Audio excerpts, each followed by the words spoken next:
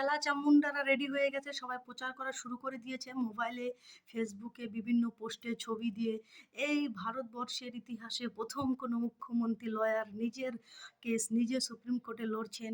মানে মানে বিশালভাবে চেলা চামুন্ডারা চটি চাটারা বিভিন্নভাবে একদম লেগে পড়েছে, উঠে পড়ে লেগেছে।